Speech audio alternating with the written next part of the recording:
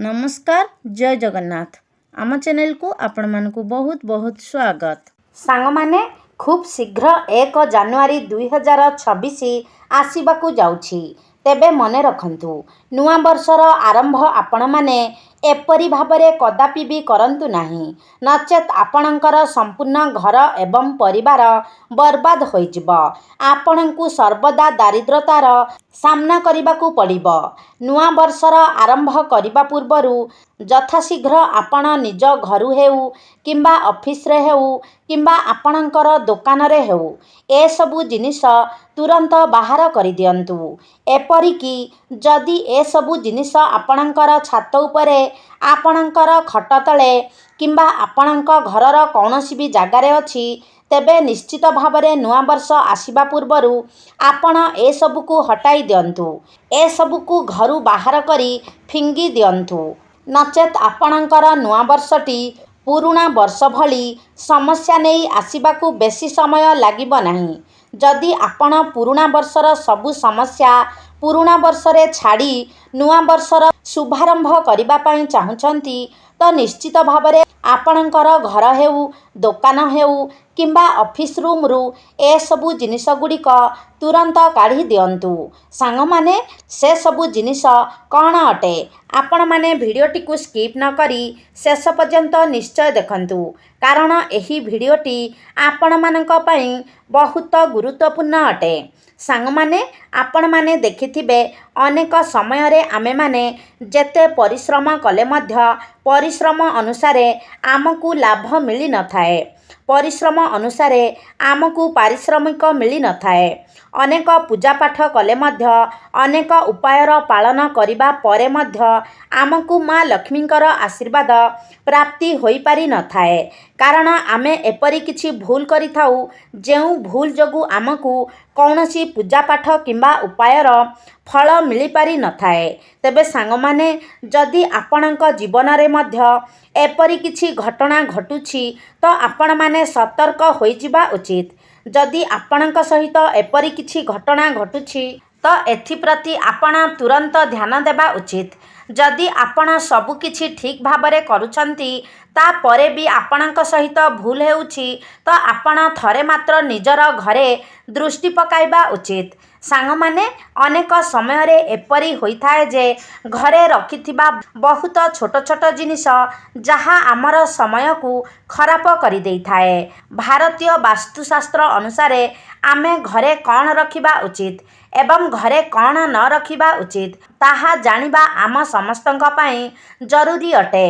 बेले बेले बहुत छोट जिनिसटिए एमिति कि गोटिए फूल कुंडटिए मध्य जहा केउठारे फाटी जाइथिबो किंबा कौनसी गोटे छोट पेन होइथिबो जहा भांगी की आपणक घरे पड़िथिबो मात्र आमे ता उपरे ध्यान देई न थाउ एवं एही गोटिए छोटिया वस्तु मध्य आमर भाग्य को दुर्भाग्य रे परिणत करि देई थाए एवं भविष्यत रे कौनसी एक बड़ विपत्तिर मध्य कारण बनी थाए। सांग माने जीव हेउ अथवा निर्जीव हेउ निर्जीव वस्तु मध्यरे मध्य पॉजिटिव एवं नेगेटिव दुईटी जाक ऊर्जा रही थाए। तेबे आपण माने ए सबु कथा प्रति विशेष ध्यान देबा उचित एवं से सबु कथा को गुरुत्वर सह नेबा उचित जे आपण निज घरे केउ सबु जिनिस रखिबा उचित, घर को केउ सबु जिनिस आनिबा उचित एवं केउ वस्तु गुड़िक आपण घरे केबे भी रखिबा उचित नुहे।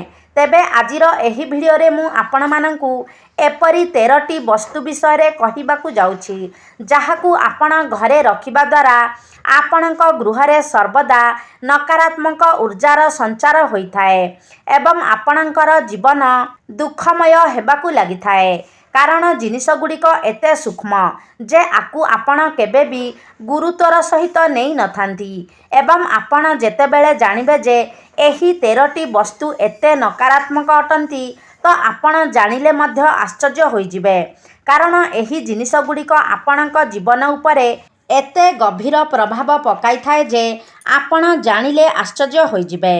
तेबे सांग माने भांगी जाइथिबा किंबा फाटी जाइथिबा बासन, भंगा दर्पण, इलेक्ट्रोनिक जिनिस, फर्निचर, आपण व्यवहार करुथिबा खट, घंटा, दीप, झाड़ू जदि ଏହି ସବୁ ଜିନିଷ ଗୁଡ଼ିକ ଭାଙ୍ଗି ଯାଇଥିବ କିମ୍ବା ନଷ୍ଟ ହୋଇଯାଇଥିବ, ତେବେ କେବେ ବି ଆପଣ ଏହି ଜିନିଷ ଗୁଡ଼ିକୁ ଆପଣ ଘରେ ରଖିବା ଉଚିତ ନୁହେଁ।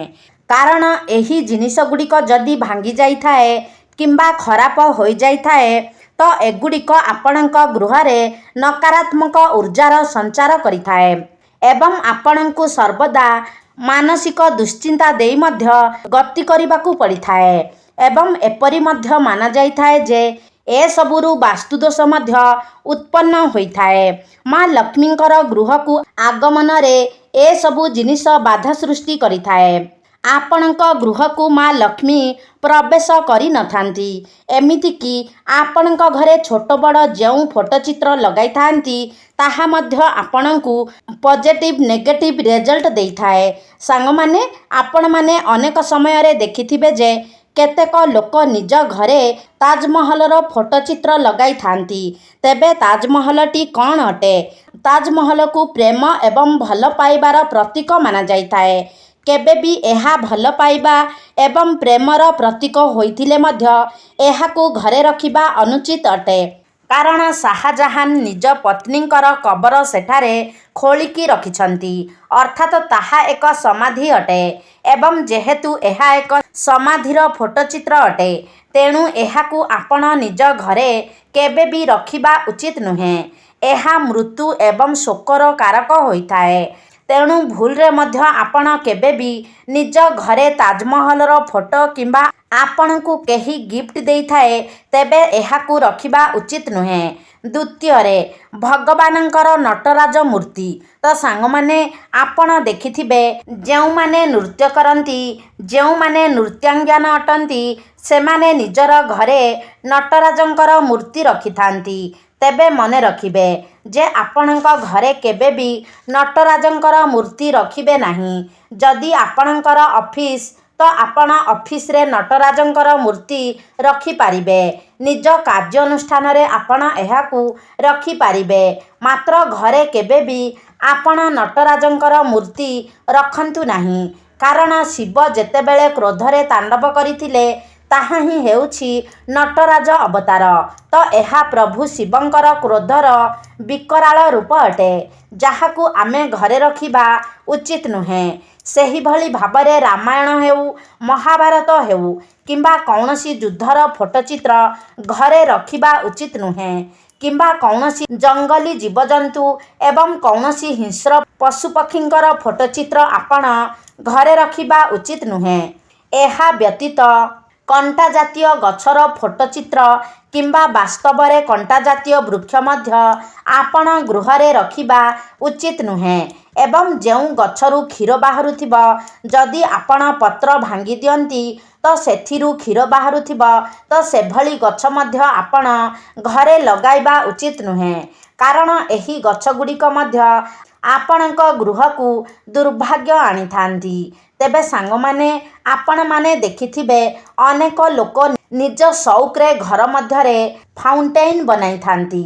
ତେବେ ଆପଣ ଯେତେବେଳେ ଫାଉଣ୍ଟେନ୍ ବନାଉଛନ୍ତି, ତ ଦିଗ ପ୍ରତି ଆପଣଙ୍କୁ ବିଶେଷ ଧ୍ୟାନ ରଖିବାର ଅଛି। କେଉଁ ଦିଗରେ ଆପଣ ଫାଉଣ୍ଟେନ୍ ଲଗାଇବା ଉଚିତ? କାରଣ ଏଥିରୁ ଜଳ ବାହାରିଥାଏ। ତେବେ ସେଥିପାଇଁ ଆପଣଙ୍କୁ ଦିଗର ବିଶେଷ ଧ୍ୟାନ ରଖିବାକୁ ହୋଇଥାଏ। ତେବେ ତାହା ଭଲ ହୋଇଥାଏ ଯେ ଆପଣ ନିଜ ଘରେ ଫାଉଣ୍ଟେନ୍ ଲଗାଇବାଟା ହିଁ ଉଚିତ ନୁହେଁ। ସାଙ୍ଗମାନେ, ଏହିସବୁ ଜିନିଷ କିମ୍ବା ଏହିସବୁ ଫଟୋ ଗୁଡ଼ାକୁ ଯଦି ଆପଣ ବାରମ୍ବାର ଦେଖନ୍ତି, ତ ଏହା ଆପଣଙ୍କ ମନ ଭିତରେ ଏକ ନେଗେଟିଭ୍ ଉର୍ଜାର ସଞ୍ଚାର କରିଥାଏ।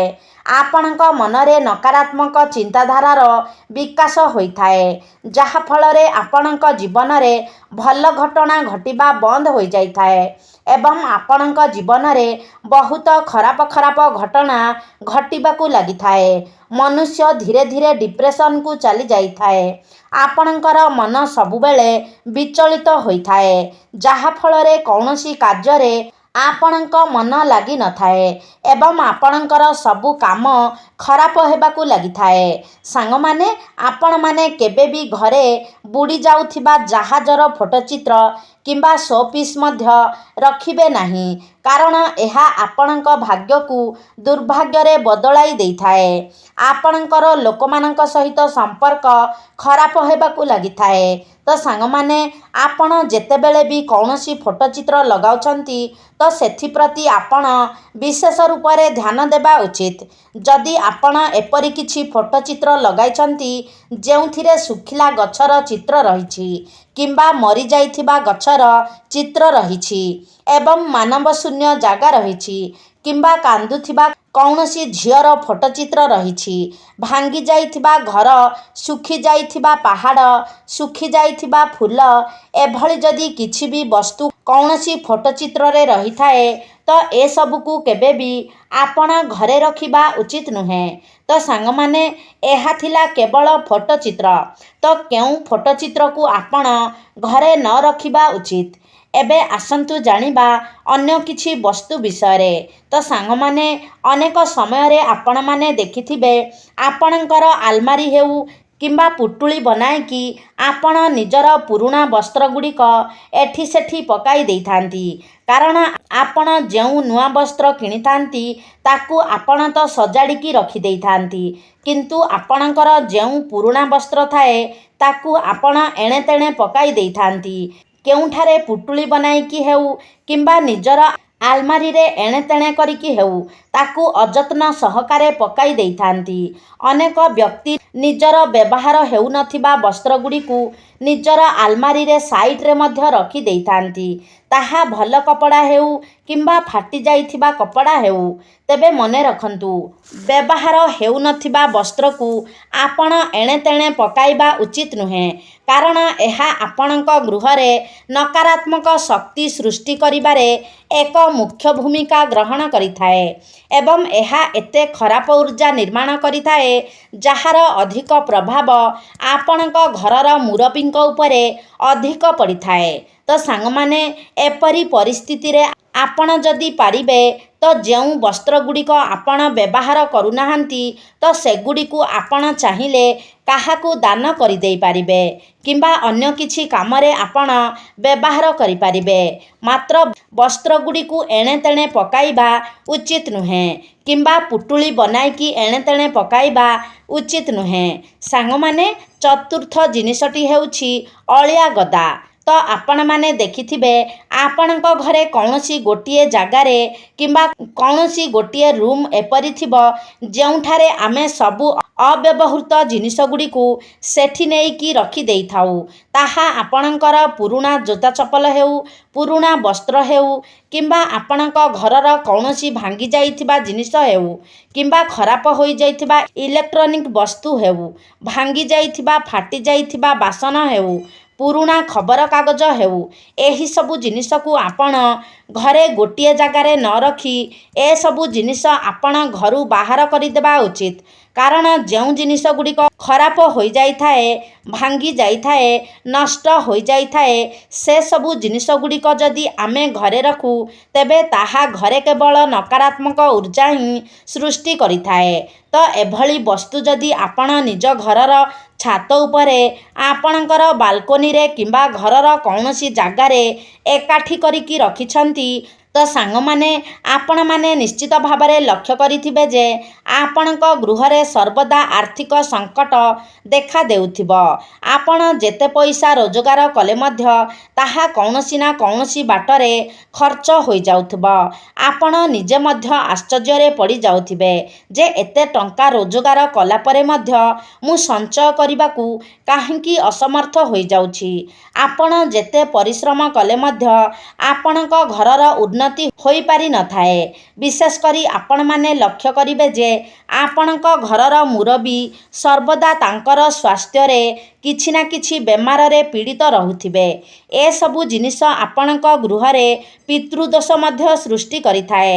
ତ ଏପରି ଜିନିଷ ଆପଣ ନିଜ ଘରର କୌଣସି ବି ସ୍ଥାନରେ ଜମା କରି ରଖିବା ଉଚିତ ନୁହେଁ।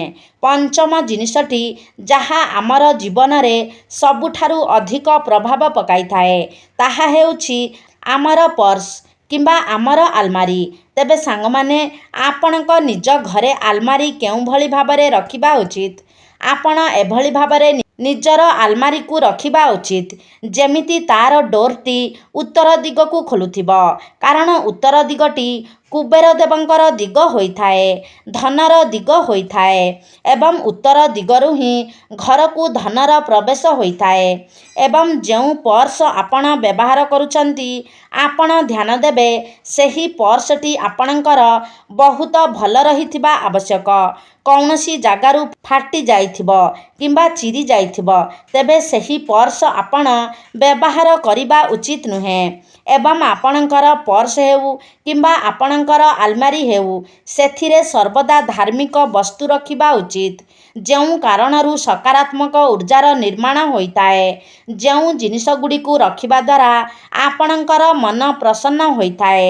ଯଦି କୌଣସି ଲୋନର ପେପର ହେଉ କିମ୍ବା ଉଧାର ବାକିର କାଗଜ ହେଉ କିମ୍ବା ଆପଣଙ୍କର କୌଣସି ବିଲ୍ ହେଉ, ଏସବୁ ଜିନିଷ ଆପଣ କେବେ ବି ନିଜର ଆଲମାରି କିମ୍ବା ପର୍ସରେ ରଖିବା ଉଚିତ ନୁହେଁ। ପର୍ସରେ ଚାବି ରଖିବା ମଧ୍ୟ ଉଚିତ ନୁହେଁ କିମ୍ବା କୌଣସି ପ୍ରକାରର ଅପବିତ୍ର ବସ୍ତୁ ମଧ୍ୟ ରଖିବା ଉଚିତ ନୁହେଁ। ଆପଣ ଯଦି ଚାହିଁବେ ତ ନିଜର ପର୍ସରେ ଆପଣ ଭଗବାନଙ୍କର ଫଟୋ ଚିତ୍ର ରଖିପାରିବେ କିମ୍ବା ଆପଣଙ୍କର ଯିଏ ସବୁଠାରୁ ଅତି ପ୍ରିୟ ବ୍ୟକ୍ତି ଅଟନ୍ତି ତାଙ୍କର ଫଟୋ ରଖିପାରିବେ, କଉଡ଼ି ରଖିପାରିବେ। ଏହା ବ୍ୟତୀତ ଆଲମାରିରେ ଆପଣ ନିଜର ଟଙ୍କା ବ୍ୟତୀତ ସୁନା ଗହଣା କିମ୍ବା ଆପଣଙ୍କର ଚେକ୍ ବୁକ୍ ଏସବୁ ରଖିପାରିବେ। ଆପଣ ମା ଲକ୍ଷ୍ମୀଙ୍କ ନିକଟରେ ପୂଜା କରିଥିବା ଗୁଆ ହେଉ, ଶ୍ରୀଯନ୍ତ୍ର, କୁବେର ଯନ୍ତ୍ର ଏସବୁ ମଧ୍ୟ ଆପଣ ନିଜର ଲକରରେ ରଖିପାରିବେ। ତେବେ ସାଙ୍ଗମାନେ, ଅନେକ ସମୟରେ ଲୋକମାନେ କ'ଣ କରିଥାନ୍ତି ନା ନିଜର ଘରେ ଜୋତା ରଖିବା ପାଇଁ ହେଉ କିମ୍ବା ବହିପତ୍ର ରଖିବା ପାଇଁ ହେଉ କିମ୍ବା ଅନ୍ୟ କୌଣସି ଛୋଟ ମୋଟ ଜିନିଷ ରଖିବା ପାଇଁ ଯେଉଁ ଥାକ ବନାଇଥାନ୍ତି ବା ଆଲମାରି ଆଣିଥାନ୍ତି, ବେଳେବେଳେ ତାହା ଖୋଲା ହୋଇଥାଏ, ଅର୍ଥାତ୍ ସେଥିରେ ଡୋର୍ କିମ୍ବା କାଚ ଲାଗିନଥାଏ। ତ ଆପଣମାନେ ମନେ ରଖିବା ଉଚିତ ଯେ ଯେଉଁ ଥାକରେ କିମ୍ବା ଆଲମାରିରେ ଡୋର୍ କିମ୍ବା କାଚ ଲାଗିନଥାଏ, ତାହା ଆପଣଙ୍କ ଗୃହରେ ନକାରାତ୍ମକ ଶକ୍ତିର ବିକାଶ କରିଥାଏ, ଆପଣଙ୍କ ଗୃହରେ ଦାରିଦ୍ର୍ୟତା ସୃଷ୍ଟି କରିଥାଏ ଏବଂ ଆପଣଙ୍କ ଘରେ ଧନ ମଧ୍ୟ ପାଣି ଭଳି ଖର୍ଚ୍ଚ ହୋଇଯାଇଥାଏ। ସେଥିପାଇଁ ଆପଣ ନିଜର ଆଲମାରିକୁ କେବେ ବି ଖୋଲା କରିବା ଉଚିତ ନୁହେଁ କିମ୍ବା ଖୋଲା ଜାଗାରେ ନିଜର ବହିପତ୍ର ହେଉ କିମ୍ବା ଆପଣଙ୍କର ଯେଉଁ ଜରୁରୀ ପେପର ରହିଛି ତାକୁ ରଖିବା ମଧ୍ୟ ଉଚିତ ନୁହେଁ। ଏବଂ ଅନେକ ବ୍ୟକ୍ତି ଏପରି ଥାନ୍ତି ଯେଉଁମାନେ ନିଜର ପୂଜା ଘରେ ଦିଆସିଲି ରଖିଥାନ୍ତି। ତେବେ ସାଙ୍ଗମାନେ, ପୂଜା ଘରେ ଦିଆସିଲି ରଖିବା କେବେ ବି ଶୁଭ ହୋଇନଥାଏ। ଆପଣ କୌଣସି ଅଲଗା ଜାଗାରେ ଦିଆସିଲି ରଖନ୍ତୁ ଏବଂ ଯେତେବେଳେ ପୂଜା କରୁଛନ୍ତି ତାକୁ ନେଇକି ପୂଜା ସରିଲା ପରେ ପୂଜା ଘରୁ ବାହାର କରିଦିଅନ୍ତୁ। ଏବଂ ଆପଣଙ୍କର ଘରେ ଯଦି ଠାକୁରଙ୍କର କୌଣସି ଫଟୋ ଖରାପ ହୋଇଯାଇଛି, ଫାଟିଯାଇଛି, ଚିରି ଯାଇଛି କିମ୍ବା ଠାକୁରଙ୍କର କୌଣସି ମୂର୍ତ୍ତି ଖଣ୍ଡିତ ହୋଇଯାଇଛି, ତେବେ ତାକୁ ମଧ୍ୟ ଆପଣ ଘରେ ରଖିବା ଉଚିତ ନୁହେଁ। ଯଦି ଆପଣ ଏପରି ବସ୍ତୁ ନିଜ ଘରେ ରଖୁଛନ୍ତି ତ ଏହା ଆପଣଙ୍କର ଆର୍ଥିକ ହାନିର କାରକ ହୋଇଥାଏ, ଆପଣଙ୍କର ଅର୍ଥହାନିର ଏହା କାରଣ ହୋଇଥାଏ। ଏସବୁକୁ ଆପଣ କୌଣସି ପବିତ୍ର ନଦୀରେ ବିସର୍ଜନ କରିଦେବା ଉଚିତ। ଏବଂ ଦେବୀ ଦେବତାଙ୍କର ଚିତ୍ରକୁ ଆପଣ ନିଜ ଘରର ଯେଉଁଠି ନାହିଁ ସେଇଠି ଲଗାଇବା ଉଚିତ ନୁହେଁ, କାରଣ ଦେବୀ ଦେବତାଙ୍କର ମୂର୍ତ୍ତି ଚିତ୍ରର ସଂଖ୍ୟା ଏବଂ ସ୍ଥାନ ନିର୍ଦ୍ଧାରିତ ହୋଇଥାଏ ଏବଂ ଭଗବାନଙ୍କର ଯେଉଁ ମୂର୍ତ୍ତି ହୋଇଥାଏ ତାକୁ କେବେ ବି ଆପଣ ଶୋ-ପିସ୍ ଭଳି ବ୍ୟବହାର କରିବା ଉଚିତ ନୁହେଁ। ବେଳେବେଳେ ଆପଣମାନେ ଦେଖିଥିବେ ଯେ କିଛି ବ୍ୟକ୍ତି ଦେବୀ ଦେବତାଙ୍କର ବହୁତ ସାରା ଶୋ-ପିସ୍ ଏକାଠି କରି ରଖିଥାନ୍ତି। ଜଣେ ଦେବାଦେବୀଙ୍କର ଅନେକ ଗୁଡ଼ିଏ ଶୋ-ପିସ୍ କିମ୍ବା ଫଟୋ ଚିତ୍ର ରଖିଥାନ୍ତି। କିଛି ଆପଣଙ୍କୁ ଗିଫ୍ଟ ମିଳିଥାଏ ତ କିଛି ଆପଣଙ୍କୁ ପସନ୍ଦ ହୋଇଥାଏ ତ ଆପଣ କିଣିକି ଆଣିଥାନ୍ତି। ତେବେ ଏପରି କେବେ ବି କରିବା ଉଚିତ ନୁହେଁ, କାରଣ ଏହା ଆପଣଙ୍କ ଗୃହରେ ବାସ୍ତୁଦୋଷର ନିର୍ମାଣ କରିଥାଏ। ଏହା ବ୍ୟତୀତ ଆପଣ ଯେତେବେଳେ ପୂଜାରେ ଫୁଲର ବ୍ୟବହାର କରୁଛନ୍ତି, ସେତେବେଳେ ଛିଣ୍ଡି ଯାଇଥିବା ଫୁଲ କିମ୍ବା ଝାଉଁଳି ଯାଇଥିବା ଫୁଲ ମଧ୍ୟ ଠାକୁରଙ୍କୁ ଦେବା ଉଚିତ ନୁହେଁ। ଏମିତିକି ଯଦି ଆପଣ ନିଜ ଘରକୁ ନଜରରୁ ବଞ୍ଚାଇବା ପାଇଁ କିମ୍ବା ଦୋକାନରେ ଆପଣ ଲେମ୍ବୁ ଲଙ୍କା ଟାଙ୍ଗୁଛନ୍ତି ତ ତ ପ୍ରତି ରବିବାର ଦିନ ଆପଣ ଏହାକୁ ବଦଳାଇବା ଉଚିତ ଏବଂ ଶନିବାର ଦିନ ଆପଣ ନୂଆ ଲେମ୍ବୁ ଲଙ୍କା ଟାଙ୍ଗନ୍ତୁ ଏବଂ ରବିବାର ଦିନ ଆପଣ ତାକୁ ବାହାର କରିଦିଅନ୍ତୁ। ତ ସାଙ୍ଗମାନେ, ତ ଏପରି ବହୁତ ସାରା ଛୋଟ ଛୋଟ ଜିନିଷ ଅଛି ଯେଉଁଗୁଡ଼ିକ କି ଆମେ ଅଣଦେଖା କରିଦେଇଥାଉ, କାରଣ ଆମେ ଜାଣିଥାଉ କି ଏସବୁ ଜିନିଷ ଛୋଟ ଜିନିଷ ଅଟେ। ଏସବୁ ଏତେ ବି ଆମେ ଯତ୍ନ ନେବା ଉଚିତ ନୁହେଁ କିମ୍ବା ଏସବୁରେ ଧ୍ୟାନ ଦେବାର କୌଣସି ଆବଶ୍ୟକତା ନାହିଁ। ମାତ୍ର ମନେ ରଖିବେ ଯେ ଏହି ଛୋଟ ଛୋଟ ଜିନିଷଗୁଡ଼ିକ ଆପଣଙ୍କ ଜୀବନରେ ବହୁତ ବଡ଼ ପରିବର୍ତ୍ତନ ଆଣିଥାଏ। ଏଭଳି ପରିବର୍ତ୍ତନ ଯାହା ଆପଣଙ୍କ ଜୀବନକୁ ବର୍ବାଦ କରିଦେଇଥାଏ। ଏମିତିକି ଯଦି ଆପଣଙ୍କ ଘରେ ଭାଙ୍ଗି ଯାଇଥିବା ଚେୟାର, ଟେବୁଲ କିମ୍ବା ସୋଫା ସେଟ୍ ଅଛି ତ ତାକୁ ମଧ୍ୟ ଆପଣ ଘରୁ ବାହାର କରିଦେବା ଉଚିତ। କୌଣସି ବି ଭାଙ୍ଗି ଯାଇଥିବା ବସ୍ତୁ ଘରେ ରଖିବା କେବେ ବି ଶୁଭ ହୋଇନଥାଏ, କାରଣ ଏହା ଆପଣଙ୍କର ଧନ ଆସିବାର ରାସ୍ତାକୁ ଏବଂ ଆପଣଙ୍କର ଉନ୍ନତି ପଥରେ ବାଧା ସୃଷ୍ଟି କରିଥାଏ। ଆଉ ଗୋଟିଏ ଛୋଟିଆ ଜିନିଷ ଯାହାକି ଆମେ ଘରେ ସେତେଟା ଧ୍ୟାନ ଦେଇନଥାଉ, ତାହା ହେଉଛି ବୁଢ଼ିଆଣୀ ଜାଲ, ଯାହାକି ଘରେ ରହିବା ବହୁତ ଅଶୁଭ ହୋଇଥାଏ। ଆପଣ ଘରର କୌଣସି ବି ଜାଗାରେ ବୁଢ଼ିଆଣୀ ଜାଲ ହେବାକୁ ଦିଅନ୍ତୁ ନାହିଁ, କାରଣ ଆପଣ ଯେତେ ପାରିବେ ସବୁବେଳେ ଘରକୁ ସଫା କରିବା ପାଇଁ ଚେଷ୍ଟା କରନ୍ତୁ।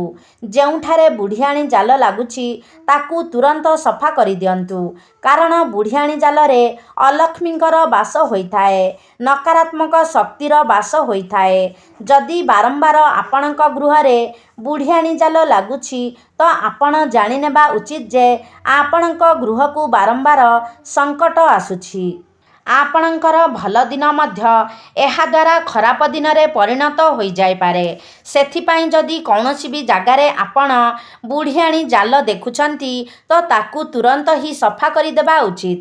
ସାଙ୍ଗମାନେ, ଆପଣମାନେ ଜାଣିଥିବେ ବର୍ତ୍ତମାନ ଯୁଗରେ ପ୍ଲାଷ୍ଟିକର ବ୍ୟବହାର ବହୁତ ଅଧିକ ବଢ଼ିଯାଇଛି।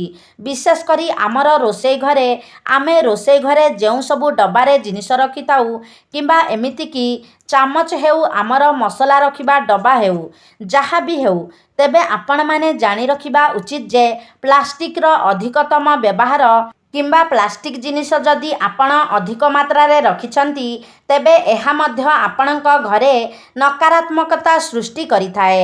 ଏହା ଆପଣଙ୍କର ସ୍ୱାସ୍ଥ୍ୟ ଉପରେ ବହୁତ ଅଧିକ ଖରାପ ପ୍ରଭାବ ପକାଇଥାଏ ଏବଂ ଆପଣଙ୍କ ଗୃହରେ ନକାରାତ୍ମକ ଶକ୍ତିର ମଧ୍ୟ ସଞ୍ଚାର କରିଥାଏ, ସୃଷ୍ଟି କରିଥାଏ।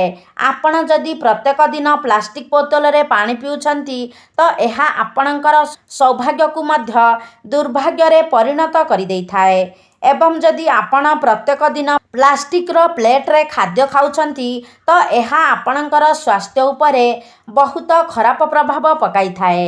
ଆପଣଙ୍କର ସୌଭାଗ୍ୟ ଦୁର୍ଭାଗ୍ୟରେ ପରିଣତ ହୋଇଯାଇଥାଏ। ଆପଣ ଯଦି ପ୍ରତ୍ୟେକ ଦିନ ପିତ୍ତଳ କିମ୍ବା ତମ୍ବା ପାତ୍ରରେ ପାଣି ରଖି ଏବଂ ପିତ୍ତଳ କିମ୍ବା ତମ୍ବା ଗ୍ଲାସରେ ପାଣି ପିଉଛନ୍ତି ତ ଏହାର ବହୁତ ସକାରାତ୍ମକ ପ୍ରଭାବ ଆପଣଙ୍କର ସ୍ୱାସ୍ଥ୍ୟ ଉପରେ ପଡ଼ିଥାଏ, କାରଣ ପ୍ଲାଷ୍ଟିକ ବସ୍ତୁରେ ବହୁତ ବିଷାକ୍ତ କେମିକାଲ ରହିଥାଏ, ଯାହାଦ୍ୱାରା ଆପଣ ସେଥିରେ ଯଦି ପାଣି ପିଉଛନ୍ତି କିମ୍ବା ଖାଦ୍ୟ ଖାଉଛନ୍ତି ତ ସେହି ବିଷାକ୍ତ ଜିନିଷ ମଧ୍ୟ ଆପଣଙ୍କର ଶରୀରକୁ ଯାଇଥାଏ, ଯାହାକି ସ୍ଲୋ ପଏଜନ୍ ଭଳି କାର୍ଯ୍ୟ କରିଥାଏ। ଏମିତିକି ଆପଣମାନେ ଜାଣିଥିବେ, ଏହା ଯଦି ମୁଁ ଆପଣଙ୍କୁ ଧାର୍ମିକ ଦୃଷ୍ଟିକୋଣରୁ କହୁଛି ତ ବୈଜ୍ଞାନିକ ଦୃଷ୍ଟିକୋଣରୁ ଯଦି ଦେଖିବେ, ବୈଜ୍ଞାନିକମାନେ ମଧ୍ୟ କହୁଛନ୍ତି ଯେ ପ୍ଲାଷ୍ଟିକର ବ୍ୟବହାର ଦ୍ୱାରା ଆପଣଙ୍କୁ କ୍ୟାନ୍ସର ମଧ୍ୟ ହୋଇପାରେ। ଯଦି ଆପଣ ଖାଦ୍ୟ ଖାଉଛନ୍ତି କିମ୍ବା ପାଣି ପିଉଛନ୍ତି, ଆପଣ ତାହା ପ୍ଲାଷ୍ଟିକ ଜିନିଷରେ ଖାଉଛନ୍ତି କିମ୍ବା ପିଉଛନ୍ତି, ଦିନେ ନା ଦିନେ ତାହା କ୍ୟାନ୍ସରର ରୂପ ନେଇପାରେ। ମନେ ରଖିବେ ସାଙ୍ଗମାନେ, ଘରର ଆଖପାଖରେ ଯଦି ଶୁଖିଯାଇଥିବା ଗଛ, ଅପରିଷ୍କାର ପୋଖରୀ କିମ୍ବା ଶ୍ମଶାନ ରହିଥାଏ ତେବେ ବହୁତ ଖରାପ ପ୍ରଭାବ ଆପଣଙ୍କର ଘର ଉପରେ ପଡ଼ିଥାଏ ଏବଂ ଆପଣ ମନେ ରଖିବେ ଯେ ନିଜର ଘରର ମୁଖ୍ୟ ଦ୍ୱାରକୁ ସର୍ବଦା ପରିଷ୍କାର ପରିଚ୍ଛନ୍ନ କରି ରଖିବା ଉଚିତ ଏବଂ ମୁଖ୍ୟ ଦ୍ୱାର ଉପରେ ସର୍ବଦା ଭଲ ଭାବରେ ଖରା ପଡ଼ୁଥିବା ଉଚିତ। ଆପଣଙ୍କ ପ୍ରବେଶ ଦ୍ୱାରକୁ ସର୍ବଦା ଯେତେ ପାରିବେ ସେତେ ଅଧିକ ପରିଷ୍କାର ପରିଚ୍ଛନ୍ନ ଏବଂ ସୁନ୍ଦର ରଖିବା ପାଇଁ ଚେଷ୍ଟା କରନ୍ତୁ, କାରଣ ଆପଣଙ୍କର ପ୍ରବେଶ ଦ୍ୱାର ଦେଇ ହିଁ ମା ଲକ୍ଷ୍ମୀ ଆପଣଙ୍କ ଗୃହକୁ ଆଗମନ କରିଥାନ୍ତି ଏବଂ ମା ଲକ୍ଷ୍ମୀ ବହୁତ ଅଧିକ ସ୍ୱଚ୍ଛତା ପ୍ରିୟ ହୋଇଥାନ୍ତି। ମୁଖ୍ୟ ଦ୍ୱାରରେ ଆପଣ ହଳଦୀ ପାଣି ଛିଞ୍ଚିବା ଉଚିତ, ଗଙ୍ଗାଜଳ ଛିଞ୍ଚିବା ଉଚିତ, ପ୍ରତ୍ୟେକ ଦିନ ଗୋବର ପାଣି ମଧ୍ୟ ଛିଞ୍ଚିବା ଉଚିତ। ଏହାଦ୍ୱାରା ମୁଖ୍ୟ ଦ୍ୱାର ପବିତ୍ର ରହିଥାଏ ଏବଂ ଗୃହରେ ସକାରାତ୍ମକ ଉର୍ଜାର ସଞ୍ଚାର ହୋଇଥାଏ। ଏହା ସହିତ ଆଉ ଗୋଟେ ଜିନିଷ ଉପରେ ଆପଣଙ୍କୁ ବିଶେଷ ଧ୍ୟାନ ରଖିବାର ଅଛି। ସେସବୁ ପ୍ରକାରର ବାସ୍ତୁଦୋଷକୁ ନଷ୍ଟ କରିବା ପାଇଁ ପ୍ରତ୍ୟେକ ବ୍ୟକ୍ତି ନିଜର ଅଗଣାରେ ତୁଳସୀ ଗଛ ଲଗାଇବା ଉଚିତ। ଘରର ନୈରୁଧ୍ୟ କୋଣ କିମ୍ବା ଦକ୍ଷିଣ ପଶ୍ଚିମ କୋଣ ଯାହାକୁ କୁହାଯାଏ, ସେଠାରେ ଆପଣ କେବେ ବି ଅନ୍ଧାର କରି ରଖିବେ ନାହିଁ। ବାୟବ୍ୟ କୋଣ ଯାହାକି ଉତ୍ତର ପଶ୍ଚିମ କୋଣ, ସେଠାରେ ଆପଣ ଅଧିକ ଲାଇଟ୍ ଆସୁଥିବା ଲାଇଟ୍ ଲଗାଇବା ଉଚିତ ନୁହେଁ। ତ ଆପଣ ନିଜ ଘରେ ଯଦି ଏହି ଛୋଟ ଛୋଟ କଥାକୁ ବି ଧ୍ୟାନ ଦିଅନ୍ତି ତ କେବେ ବି ଆପଣଙ୍କ ଘରେ ଧନର ସମସ୍ୟା ଦେଖାଯାଇ ନଥାଏ, ସ୍ୱାସ୍ଥ୍ୟଜନିତ ସମସ୍ୟା ଦେଖାଯାଇ ନଥାଏ କିମ୍ବା ଆପଣଙ୍କର ଉନ୍ନତିରେ କେବେ ବାଧା ମଧ୍ୟ ଆସିନଥାଏ। ତ ନିହାତି ଭାବରେ ଏହିସବୁ ଜିନିଷ ପ୍ରତି ଧ୍ୟାନ ଦେବା ଉଚିତ, ଯାହାଫଳରେ ଆପଣ ନିଜ ଜୀବନରେ ବହୁତ ଅଧିକ ଉନ୍ନତି କରିପାରିବେ ଏବଂ ଗୃହରେ କେବେ ବି ଅଯଥା ସମସ୍ୟା ମଧ୍ୟ ଦେଖାଦେବ ନାହିଁ। ଏହା ସହିତ ଆପଣ ନିଜର କର୍ମକୁ ମଧ୍ୟ ସର୍ବଦା ଠିକ୍ ରଖିବା ଉଚିତ। ଅନ୍ୟ ଲୋକମାନଙ୍କର ନିନ୍ଦା ଅପମାନ ଏସବୁଠାରୁ ନିଜକୁ ବଞ୍ଚାଇ ରଖନ୍ତୁ। ଏସବୁରେ ଆପଣ କେବେ ବି ପଡ଼ିବା ଉଚିତ ନୁହେଁ ଏବଂ ସବୁବେଳେ ଧର୍ମର ରାସ୍ତାରେ ପରିଚାଳିତ ହେବା ଉଚିତ। ତେବେ ସାଙ୍ଗମାନେ, ଆଶା କରୁଛି ଆଜିର ଭିଡ଼ିଓଟି ଆପଣମାନଙ୍କୁ ନିଶ୍ଚିତ ଭାବରେ ଭଲ ଲାଗିଥିବ। ଯଦି ଭଲ ଲାଗିଛି ତାହେଲେ ଲାଇକ୍ କରନ୍ତୁ, ସେୟାର କରନ୍ତୁ। ଆମ ଚ୍ୟାନେଲକୁ ଯଦି ସବସ୍କ୍ରାଇବ୍ କରିନାହାନ୍ତି ତାହେଲେ ସବସ୍କ୍ରାଇବ୍ କରିଦିଅନ୍ତୁ।